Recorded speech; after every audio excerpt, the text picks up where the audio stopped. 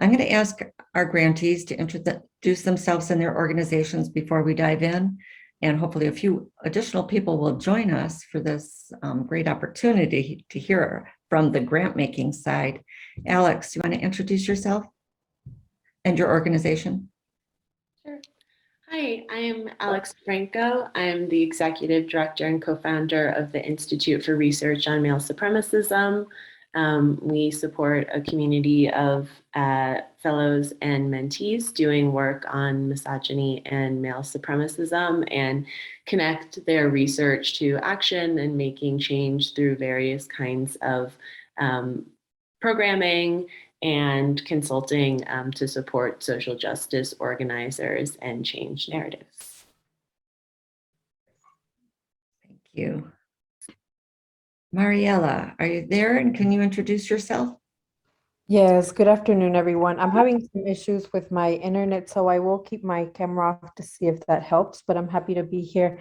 My name is Mariela Jasso, pronouns she, hers, ella. I'm with Sueños Sin Fronteras de Texas, which is a collective based in San Antonio, Texas, supporting undocumented immigrant women and their families through the lens of reproductive justice and immigrant justice, doing work around connecting families to resources in the community, providing education and creating educational tools that with the purpose to build self-advocacy. So that's a bit about us. I could go on and on, but I appreciate this space and excited to be here with you all. Thank you. Great, thank you. So it looks like it might be an intimate group, but so we'll go ahead and get started. I love having these sessions, we call them Making Sense with Mary's Pence, because it's so wonderful to connect with our grantees and provide some support from them and learn more about what it's like to be in these small organizations that many are just really starting and new. So I'm grateful that we're here today. And of course, one of the most popular topics is fundraising and grant writing. Typically, we do a survey of new grantees, and that is one of the top topics that shows up. So we truly appreciate Joy and Danielle coming and sharing their grant giving experience with us, and Grace, of course, as well. So basically, we're going to have about 10 or 15 minutes from each of the speakers about introducing themselves, introducing their organization, and really talking about that grant making process. And every organization is different, but to people writing grants, often it's sort of like a black box, like I write this application and what happens with it after it goes there? What kind of questions do people ask? What's not clear, et cetera. So I'm really happy that we can offer this session, and it is recorded so others can tap into it later. So Danielle, do you want to start out? Yeah, hi. It's so nice to be here. It's nice to kind of meet you all, and I'm super humbled by the work that you're doing. So thanks for inviting me. My name is Danielle O'Hara, pronouns she, her.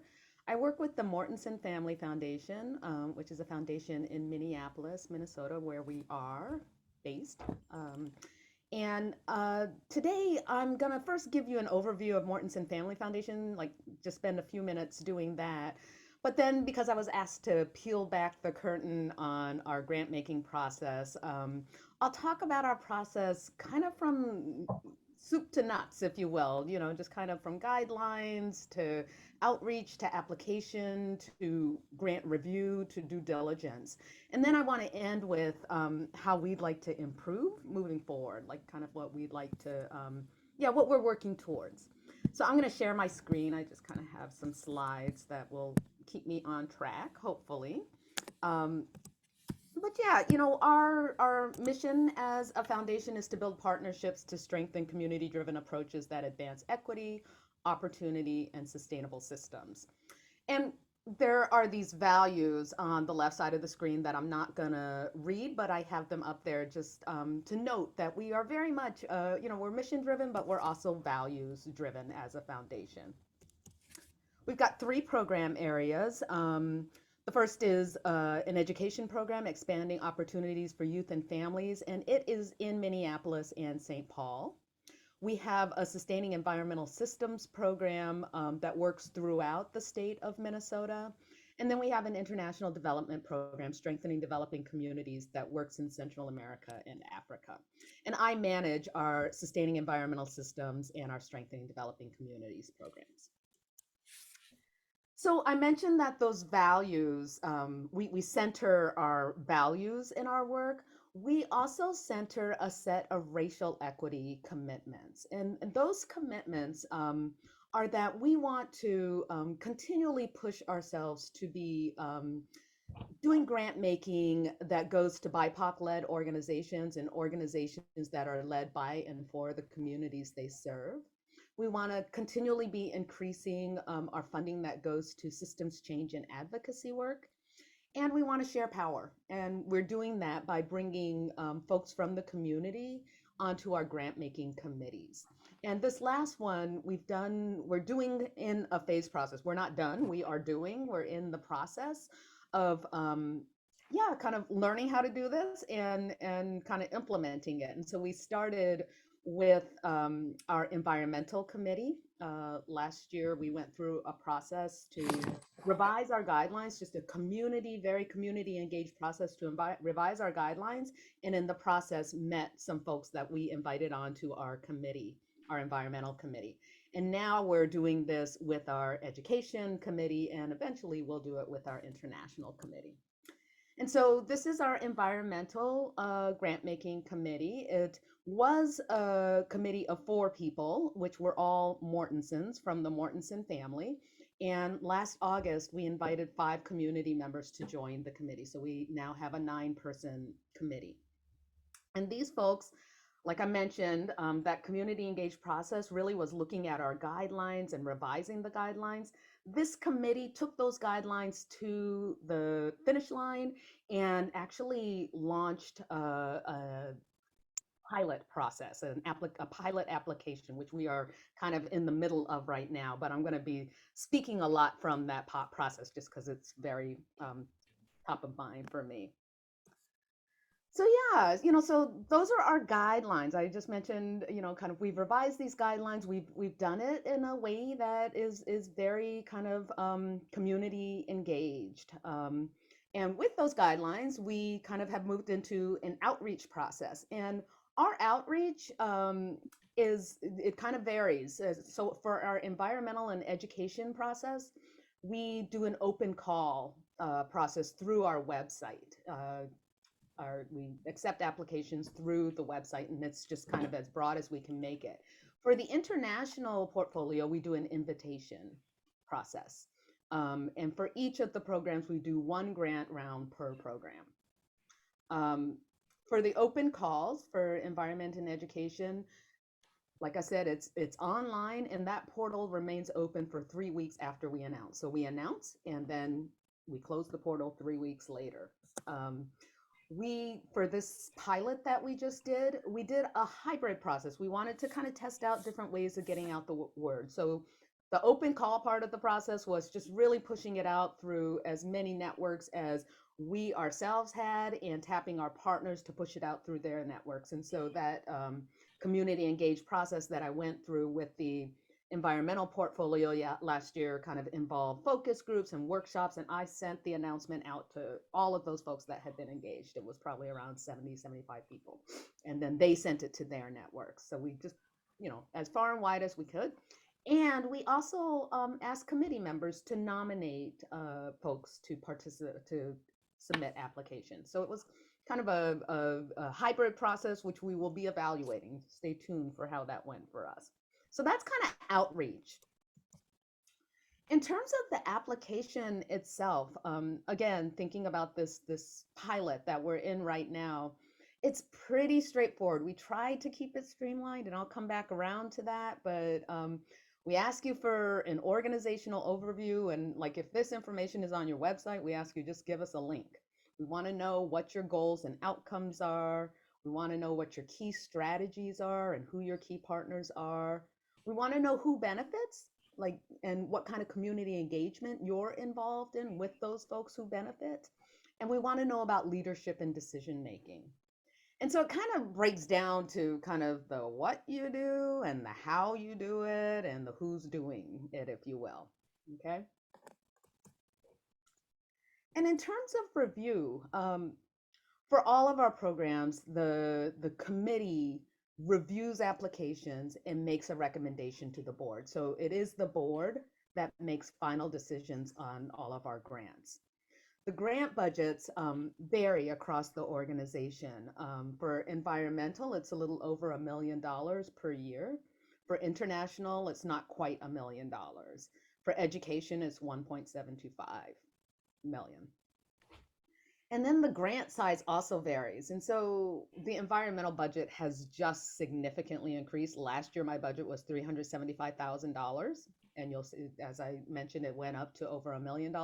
And when it was at the $375,000 mark, our grants were like $5,000 to $40,000. It's going to change. The committee has not yet decided what the range is for environmental. Our international grants tend to be $10,000 to $60,000. That might go up a little bit. And then the education grants are in the $20,000 to $100,000 range. And I'm guessing the environmental will kind of move to meet the education level. We tend to start small with grant partners and do what we call dating. We often do a first year grant at the $5,000 or $10,000 range, just so that we can get to know an organization, really kind of be clear that there is alignment. And then once all of us are clear that, kind of we're aligned, then we tend to be a grant partner that sticks with our partners over time, and we increase incrementally. And these upper level numbers that you see, that tends to be the ceiling. So for international, it's 60, and for education, it's about 100,000, and that's changing. I put this up here, you don't have to try to read it, but it's our scoring rubric. And I just want to go back to those guidelines that I mentioned that the Environmental Committee has just finalized and is testing out in this pilot. So what we've done is we have developed a scoring rubric that is tightly aligned with the guidelines. So the guidelines, when we do that open call or we nominate someone to participate in the process, they receive the guidelines. The guidelines are on our website. Like, these are super transparent. What is we're working towards with the environmental program. And we've developed a scoring rubric that tracks the guidelines really closely.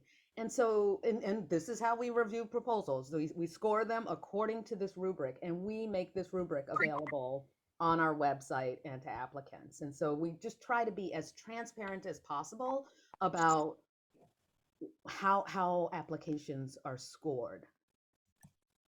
All right. And so once we've received applications, we do due diligence. We mostly receive applications from 501c3 organizations, not all. And so we will take applications from organizations that are not 501c3s. For those that are 501c3s, we review the 990s that 501c3s have, and we're looking for stability and sustainability and accountability in those numbers. And if an organization doesn't have a 990, we review their most recent financial statements. And that really just, we call it our financial health review. We do a charity check for organizations that are 501c3s to make sure their 501c3s are in good standing. For those that are not 501c3s, we ask for their fiscal sponsorship letter. And then we also talk to peer organizations and other funders, just kind of we network to try to understand folks more. So that's kind of our due diligence process. And so just kind of to wrap up here, that's what we have. That's what we're doing. It's completely imperfect. Those of you who have been involved in grant making know that it is not an exact science. And we're constantly, after every application, an applicant receives automatically a survey to give us feedback on the application, to give us feedback on the process. And yeah, we're taking into account that information all the time. One of the things I didn't mention is that as part of the outreach process, we invite folks to what we call a coffee chat, or in the virtual world, it's just been kind of an online forum. We keep them very small. We do a brief presentation on the guidelines and what our application process is. And then we make time to do one-on-one conversations. And so usually I have like 3 people and spend about 15 minutes doing the presentation, and then do 10-minute one-on-ones with people to help them figure out, is there alignment? And so people either decide to submit an application or decide not to submit an application after they leave that meeting. Whether or not they submit an application, they receive a survey. And so they can give us feedback about our process, even if they did not submit a survey. And so we're taking that information into account all the time. We're asking for feedback all the time. And one of the things we know we want to do is have a more streamlined application. You saw what our application is. It's 4 questions. It's who are you? What are you doing? What are your goals and your outcomes? Kind of who do you work with? Kind of who are your key partners? Kind of who's the community that benefits? Like, there are 4 questions, but even that feels like a lot. And so we want to try to streamline our application. We want maybe even to move towards just conversations rather than applications. In our international portfolio, for our renewing partners, not for new applicants, they submit an application, but for our renewing partners, we do not ask for renewal applications. We just have a conversation. We call it our review meeting, an annual review meeting. So we'd like to move towards that. And we would always offer the option of an application, but also the option of just a conversation. We want to be doing more unrestricted grants. We do unrestricted grants, but we want to do more. We want to do more multiple year funding. We currently do multiple year funding, but we want to be moving towards more of this. And we want to be supporting more community-led organizations. And so that's kind of where we're trying to head. I will pause there.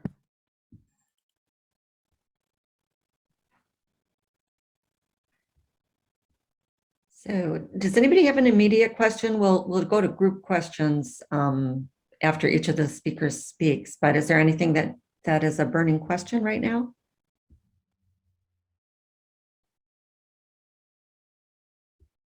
Okay, if not, we'll move to Grace from Mary's Pence.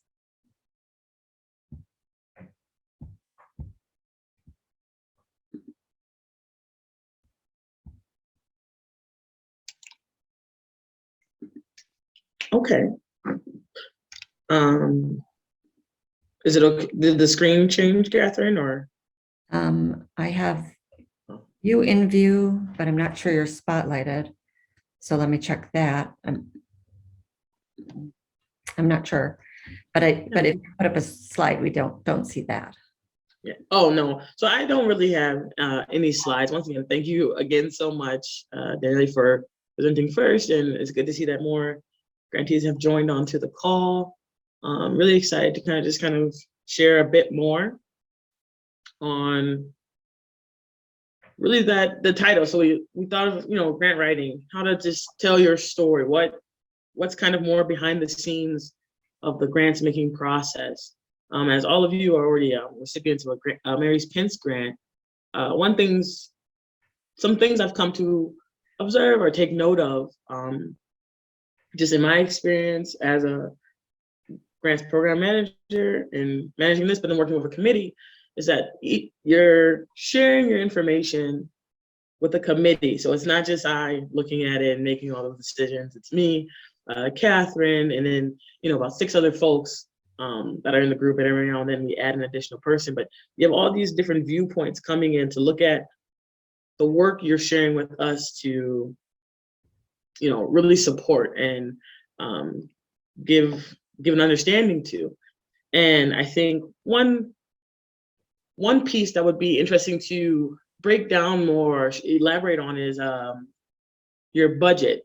So in regards to Mary's Pence's way, we ask you to make your own form. We don't give you a template to work with. We want you to do it, in the way that you're most comfortable, already used to doing. But having those details in regards to where you're already receiving some potential funding from, or where it's going to go, gives kind of a clear trajectory on how that work is being displayed, or where you plan to move about as you're doing your work. And a lot of times, it kind of gives that linear piece, although there's more to the story. It's a nice outline to reference.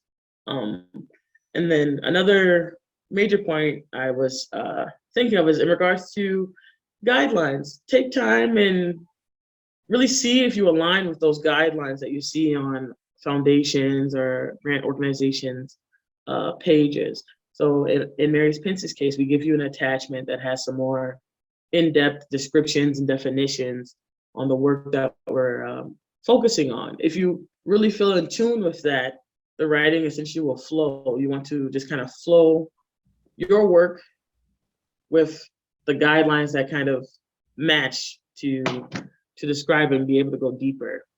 But a lot of times we miss out on part of your story or the story of the organization because it's missing a few pieces, or we then follow up to clarify a definition or a piece. I'm coming from more of a, I guess, a tactical standpoint as well. So one thing that Mary Pence does, or I do as well, is I research you a little bit. So you're applying, you're sharing your information. I then go to your website. I go and look at some of the other work that you guys have been doing. So knowing that your other pieces are kind of updated, or seeing what does that display look like if they were to click on my website today and I've thrown an application? Is everything that I'm telling in this story here, or are most of those pieces also presented in that space as well, that they can see that part of the journey or some of the other work? I think that's really important and really valuable pieces when thinking about applying your work. It helps to kind of create that visual. Yeah. But those were the major points I was thinking of. I'm just kind of really excited to see how we can discuss in the latter parts, but really creating that clear budget, reading and just following those guidelines. How does that work fit into that space? And then am I reflected on all my other social medias essentially? Is that story still clear? Do those things match?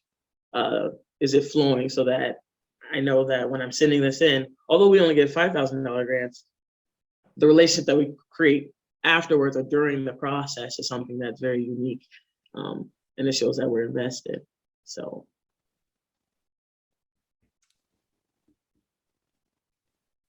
Good, thank you, Grace. Any quick question for Grace before we move on to Joy? Good. Okay, Joy, welcome. Thank you, Catherine, and thank you, Danielle and Grace, for everything that you shared so far. Oh, wow, my face just got very big on my screen. I'm really happy to be here with all of you and to, share information that I can and be as helpful as I can as you all are in your fundraising and grant seeking journeys. My name is Joy Messenger. I am currently the Director of Training and Leadership Development at a national organization called Funders for Justice, of which Mary Pence has recently become a member. And I'll share a little bit about FFJ in just a second. But I'm also coming to this conversation with about 5.5 years prior to that as a program officer, a national funder named Third Wave Fund that funds young people to do feminist and queer activism, as well as a co-chair and member, which was an unpaid role, a volunteer role, for about 4 years with the Chicago Foundation for Women in Chicago, where I live. And then a bunch of years before that in the worlds of sexual and reproductive health rights and justice and LGBTQ organizing and advocacy and grassroots community and coalition organizing. So like I said, today I'm here in my role with Funders for Justice. Funders for Justice is a national network of funders and foundations working to increase resources to BIPOC, Black, Indigenous, people of color led grassroots organizations that are working at the intersections of racial justice and gender justice, ending criminalization and building models for community and safety. So we work in areas such as divest, invest, so divesting from policing and prisons and investing in communities, promoting healing justice, navigating and addressing sexual and gender-based violence outside carceral systems in the state, eroding the power of police unions, and supporting the movement for Black lives. So I wanted to share just a little bit about some grant making or grant writing information and tips that I've picked up over the years. Even though I don't currently work at a grant making organization, I have in the past and have definitely worked in a number of spaces, both paid and then in unpaid work, where I'm seeking grants. So have had a bunch of experience on both sides. So in terms of a grant writing process and a grant seeking process, one of the things that I like to share with folks is that regardless of the individual or specific questions that you're going to be asked, to always make sure that whatever you're writing in your narrative is answering 4 different why questions. So thinking about why this issue, so like why is this issue important? What's a little bit of the background on this issue? Why am I interested in this issue? Why this moment, or also like why this like long-term, this like long-term moment, they're short-term or long-term. So it could be that there's like a really kind of important opportunity to take advantage of. It could be that whatever issue you're working on has like been an issue since the start of colonization, wherever you are, since the start of militarism or imperialism, wherever you are. So that timeline definitely varies. But why this moment? So why this solution? So like, why is what I'm proposing actually the way that we should go? And that could be because it's been tested and proven before, because it comes out of the community, because it is something that like movement organizations have been calling for, because it builds leadership, because it helps with different opportunities, because it ends oppression. There's so many reasons why the solutions that we propose in our work, especially in movement work, especially in work that is supporting and led by BIPOC communities, is important.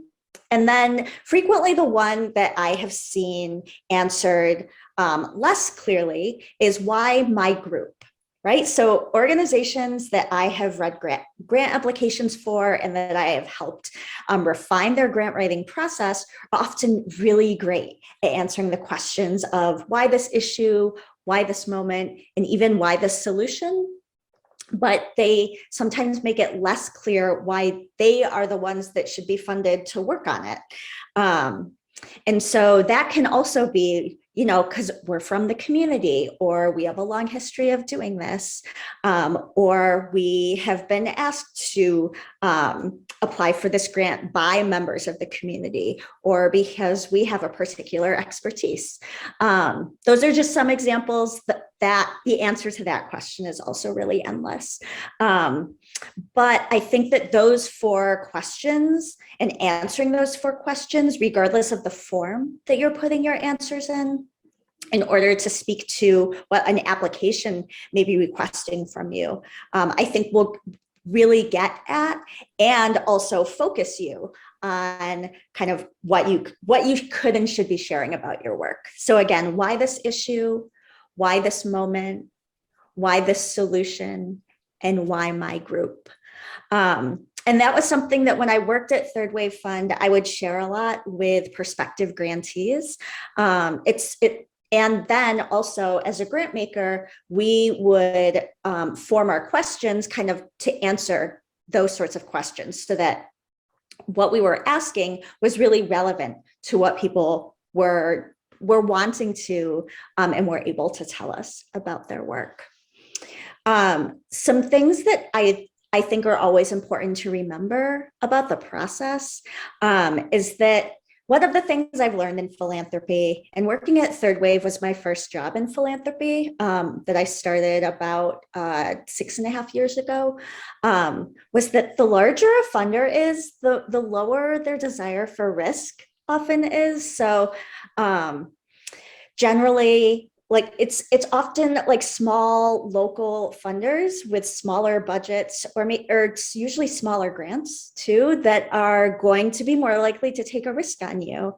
No big funder like wants to be the first funder of an organization, which seems really backwards, right? Like they have the most money, they could absorb any kind of issues that are happening.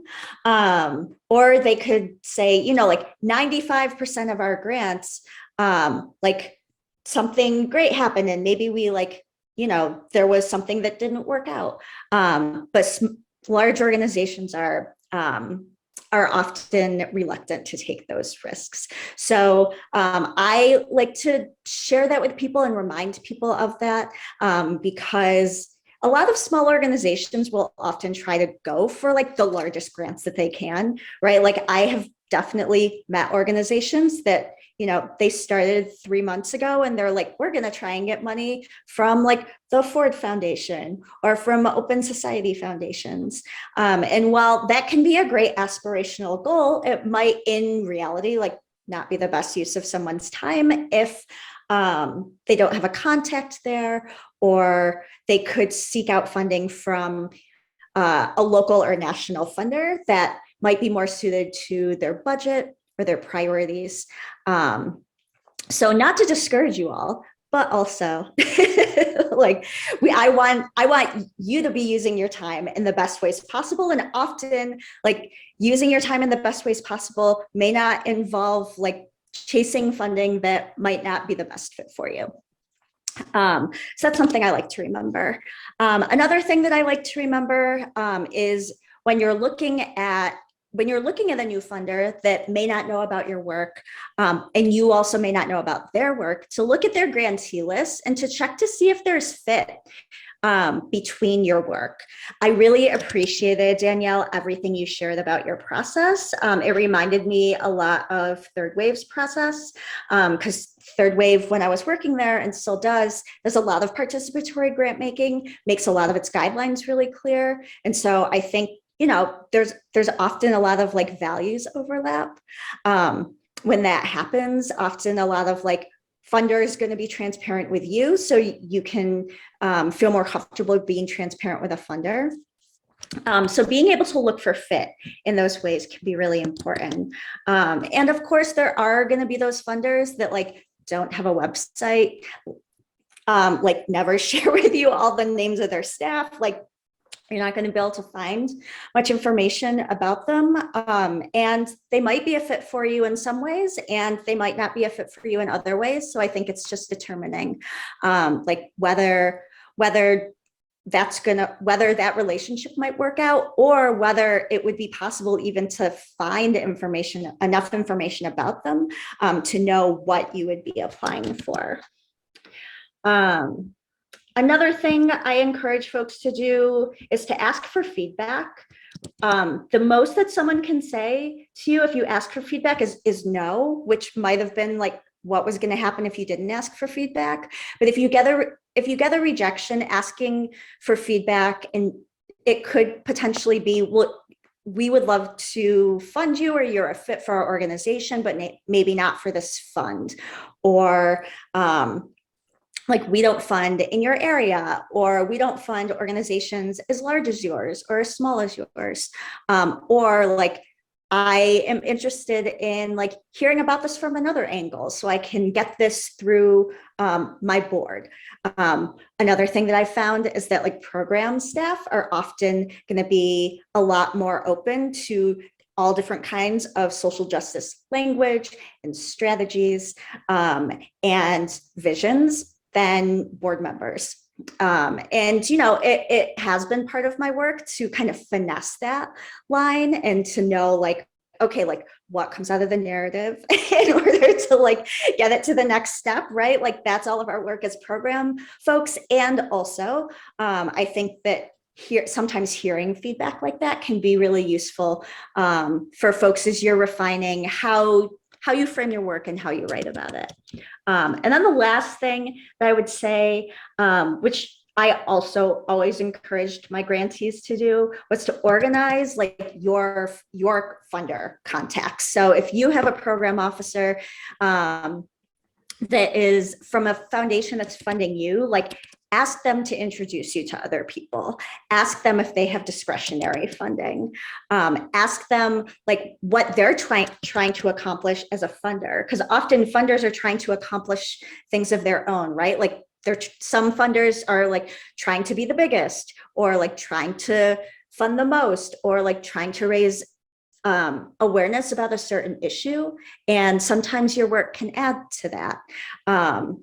So I think it's always important to be able to have those conversations with your funders and to remember that like your work helps them meet their mission too.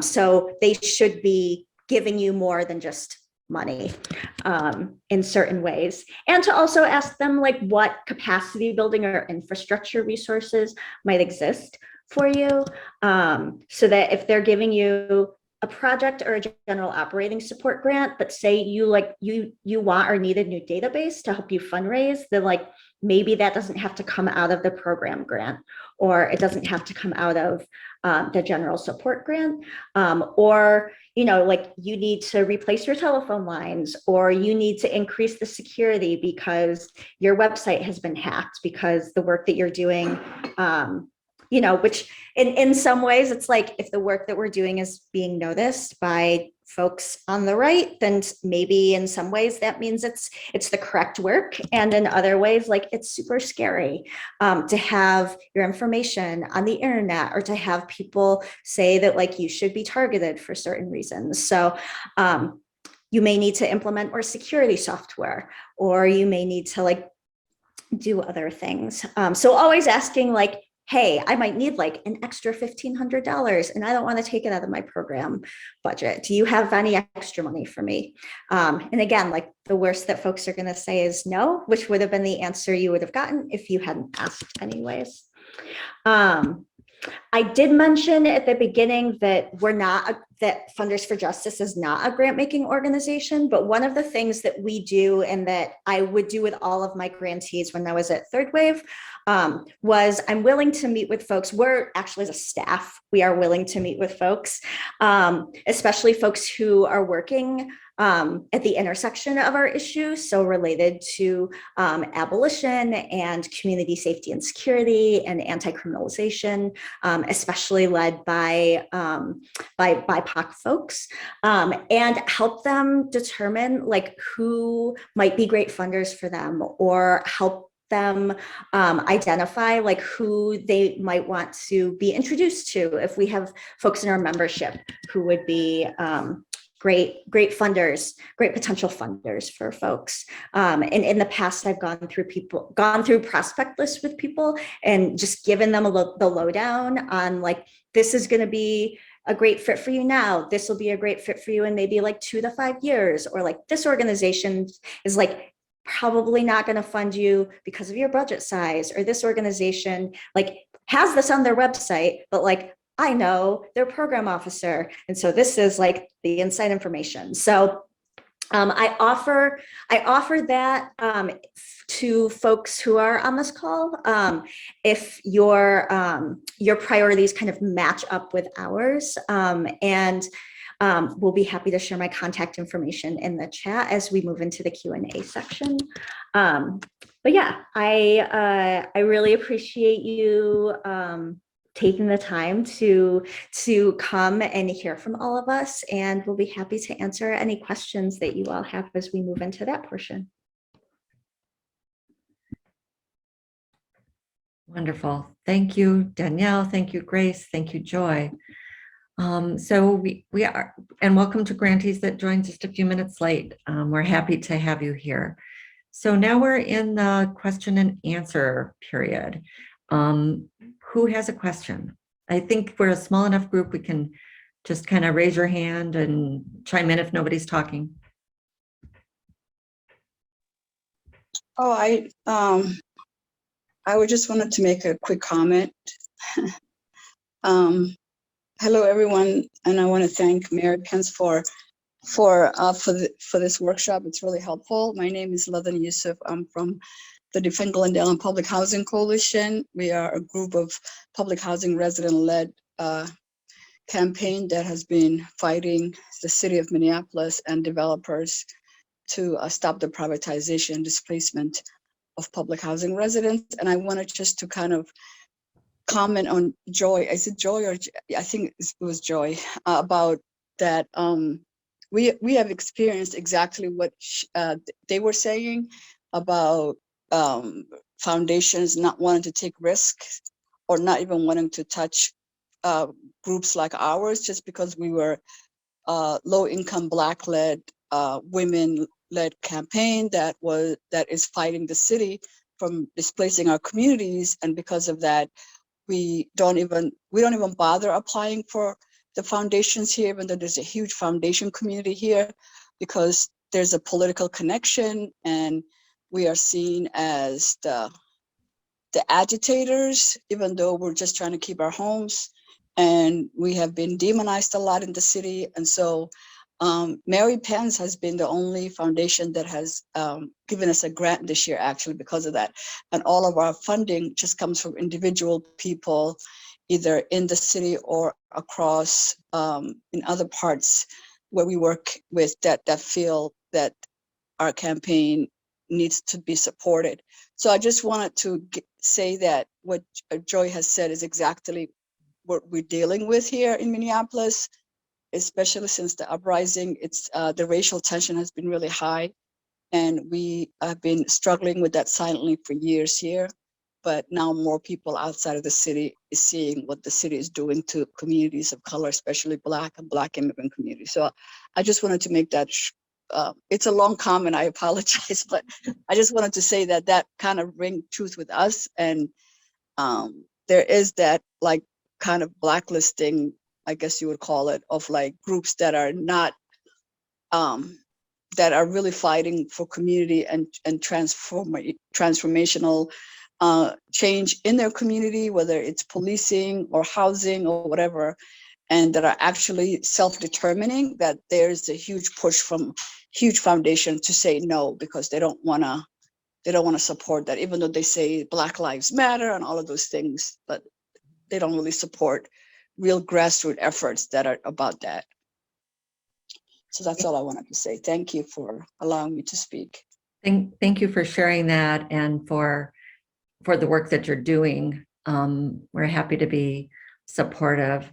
And even if it's not so much a controversial issue, many small organizations have said we were one of their first grants, and it makes all the difference because then they can show other people that they've been funded and they followed through on whatever the grant was written for. So that is an aspect of the work that's really important that we feel that larger organizations don't feel. Great, thank you. Another question. Alex. Yeah, I have a couple questions, and Joy, I've seen you speak before at CLIP, now Collective Power, but before I was responsible for the actual grant fundraising with an organization. But your talks are always really awesome. So I am interested in one, the point about like talking with grant officers, if you're like aligned and getting help. We had a temporary grant writing support, and she suggested, actually with respect to third wave, like cold calling to like chat with them, which is like the worst possible thing I could ever think of doing because of like anxiety. But I'm curious about like how to kind of reach out and establish that kind of like ask if they would help with the kind of thing. And that kind of goes into my second part of the question, which is, you know, the stuff you said about like larger and smaller grant makers totally resonates. We've found we're in a difficult position at the Institute because for the most part, organizations that do research seem to only be funded by the larger organizations. That's my experience with like having been involved in think tanks before, that a lot of the smaller ones that we're value aligned with, like only want to fund kind of direct advocacy and services. And so like we have, and we'll, talk about in our applications, like we have lots of organizers who like think the work that we do is really important. And like we do this work because we think that this kind of research and analysis is a necessity to our movements and long-term strategy. But the smaller value aligned groups, like we very frequently it was really hard to find in our grant research, anyone that like we would even fit their application kind of for. That was like on the smaller side, and the bigger ones, of course, like are gonna ignore us until we take off. So I'm curious if you have any thoughts on how to deal with that, either with relationship building or applications and things like that, working within like trying to get funders to kind of value a work that is very small and very niche, but like really in demand. Like we get so many requests like from social justice organizations, in addition to like the media and stuff we do, like to help them out. And I'm like, I would really like to help you, but I only have so much time and we don't have any funded kind of support. And you are not the kind of organization who can pay us. Like that's not going to be an effective model of change. Like we really need to be supported in order to support you. I think research is social justice work for sure, because you can change the perspective of the community or the country. But I can understand that it's not a niche that smaller organizations are targeting. Any hints?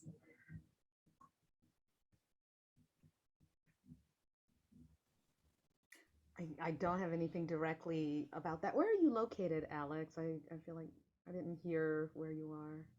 Oh, I'm at the Institute for Research on Male Supremacism is based technically in Oakland, but we operate internationally. I'm in Los Alamos, New Mexico. So yeah, we have fellows, about 50% in the US and 50% like Canada, Europe, Asia, and Australia. I was just, trying to think if you were here in the Twin Cities and, just kind of my own foundation and, kind of if or where there might be alignment. I don't know that there would be, but I do know that, kind of this is a place for kind of donor education and, kind of, and you're asking the question, how do you even get in the door to do the education? It sounds like. But I can't speak for other foundations, but we respond to every call that is made to us and we answer every email. I know most foundations are not like that, but it is worth the cold calling and with the possibility that they would respond in that way. And just the other pieces, just for me sitting here, kind of the connections you're making are compelling, right? And so many foundations are, they have similar commitments to the ones that Mortensen Foundation has made around funding more systems change and advocacy work. And so much of that work has to be the research, right? And so, yeah, I just want to be encouraging. I don't think that we're in a place to partner, but I want to, kind of encourage the work that you're doing and encourage you. Like I'm also not a cold calling kind of person, but like I said, we answer every voicemail we get and respond to every email. And if there are others out there like us, it is an opportunity to start a conversation. Another question. Oh, I was going to answer for Alex, kind of agreeing with Danielle that, when I was at Third Wave, we would try to at least get back to everyone who asks for an inquiry, and just let them know more about our work, or like where they could find it on the website. And then if they have additional questions after reviewing that information, I would say, I remember, I am old enough to remember the time when cold calling meant actually picking up the phone. And now I think like a cold email is generally more effective, which is like a little bit less anxiety provoking for me, at least. I am the millennial who like doesn't answer her phone and screens all of her phone calls. I was going to say also that I think that in terms of getting funded for your work, is that applying for grants with organizations who want you to do research with them or on their behalf, so that it's it's a collaborative partnership, could be a way to gain funding for the work that you want to be doing in partnership with these organizations, while not asking them to, or maybe they're not able to, maybe they don't have the extra funds to give from their existing budget. But that could be a way to show the importance of research to the organizing that is also happening. And that is likely something that you have already tried, but I would say that is also that's a model that can then set you up to get your foot in the door too. Thank you.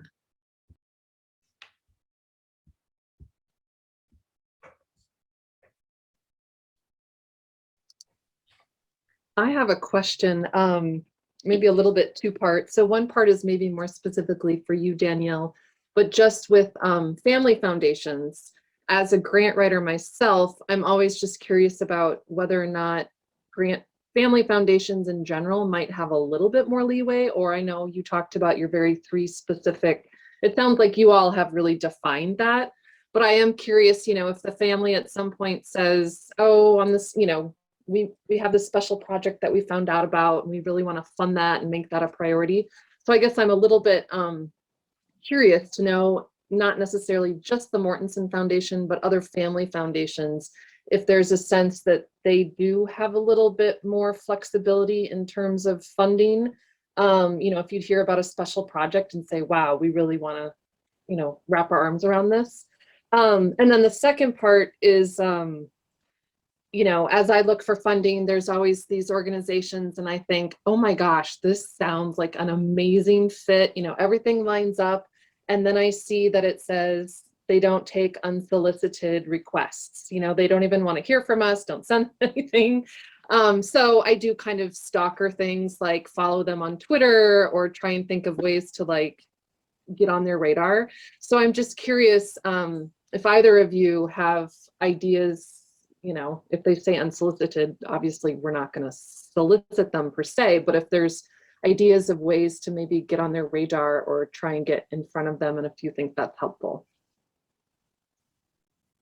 Yeah, Sarah, I can respond to that first part of the question about, and I can speak just for Mortensen Family Foundation. So I am 32 years into my career and 2.5 years into my work with philanthropy. So I'm pretty new to philanthropy, but so yeah, I just know the Mortensen Family Foundation. It's such a good question because the three program areas are what we call our joint giving: the education, environment, and international. That's our joint giving, and it's about 75% of our giving.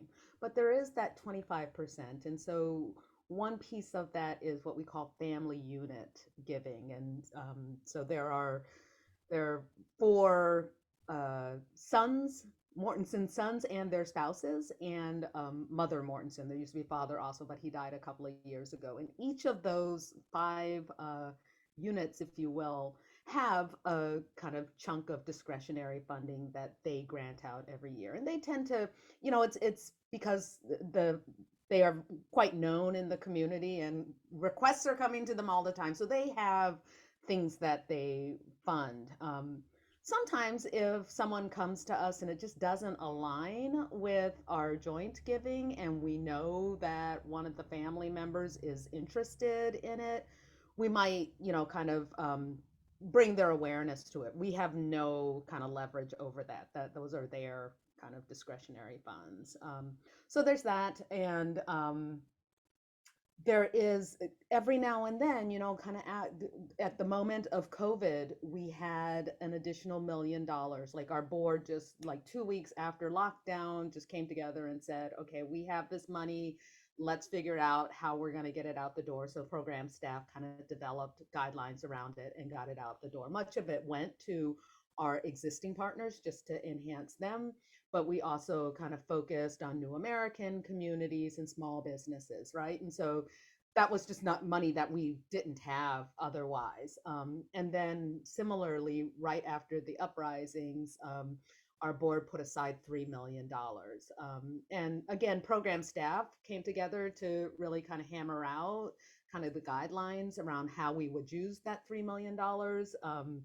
But that was above and beyond what we usually have available. So it's not exactly discretionary, Sarah, but yeah, there are sometimes funds available. And, just on, I mentioned that our international program is by invitation.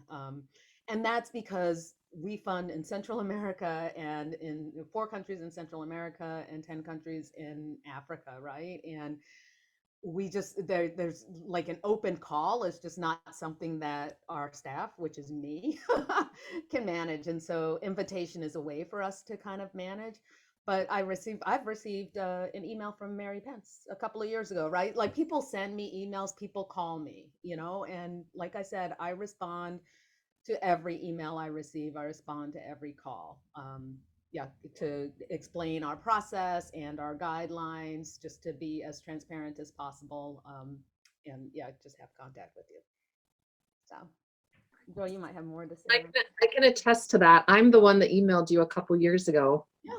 So you did write back right away, which was like, yeah. It's not common. So I commend you for doing that.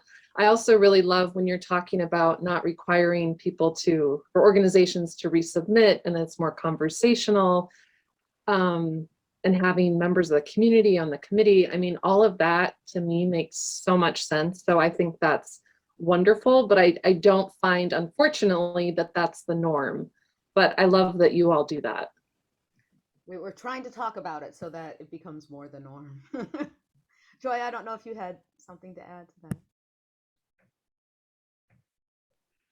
In terms of unsolicited proposals, I would say one of the things that I have encouraged my grantees to do when they're wanting to get on the radar of a funder that doesn't have an application process is to find out if any of their program folks, any of their funder contact folks are funded by that funder, and to ask them hey, maybe in your next meeting with this funder, can you tell them about our work? And then you'll be on their radar. Often one of the ways, and this was like a secret that I found out when I started working in philanthropy, is that sometimes unsolicited proposals, folks will reach out to the groups that they will reach out to the intermediary funds that they fund and ask them for recommendations. So letting them know hey, I'm interested in growing my budget. I'm interested in leveling up my funding. That's a way to organize your funders so that they're also always working for you.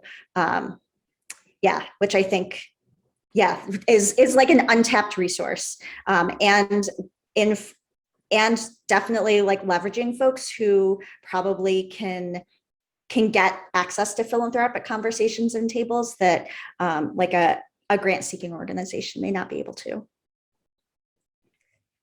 So we're just over our time, so I want to close, but I want to give a wonderful thank you to Danielle and to Joy and to Grace for sharing a bit about their grant making process. And Grace, do you want to say just a tad about our next session, and then we'll close out? Yeah, I also want to remind too, like if you have any other send the questions, by all means, since I'm still in the loop with you all regularly, just send them my way. I'll connect with those appropriately or find that extra resource to get an answer to that additional question. But yeah, our next session in April is kind of a marketing / photo making training that we're working with a professional photographer that kind of wants to help you kind of cultivate images, how to get that. Maybe you have a volunteer or someone that regularly is documenting visually the work and the spaces you are all in, and how to kind of really be in the mindset and the space and time to have it and take those photos, but also what to really look for to tell that story visually, just like how we're talking about how to write it. How do you see it? And that's going to be in April on the 21st, and I'll definitely be sending that back out to you all to register for, find someone that's the most appropriate for your org. Yes, this session is recorded, and after we do some edits, we'll be sharing it out to all the grantees as well, and those have attended. I believe those have already put their contact information in, so thank you, Joy, thank you, Danielle, for doing that in the chat, but I'll also do that in the follow-up email as well. But I just want to thank you guys again for just showing up. Even I learned so much. I'm newer into philanthropy, but then just as we all know, Mary's Pence's flow, I'm seeing a lot of things that kind of match. This is all just very exciting. So thank you. Yes. So thank everyone. I thank everyone for their time today, and till next time. Yeah, thanks for having us. Have a great afternoon. Yeah, thank you.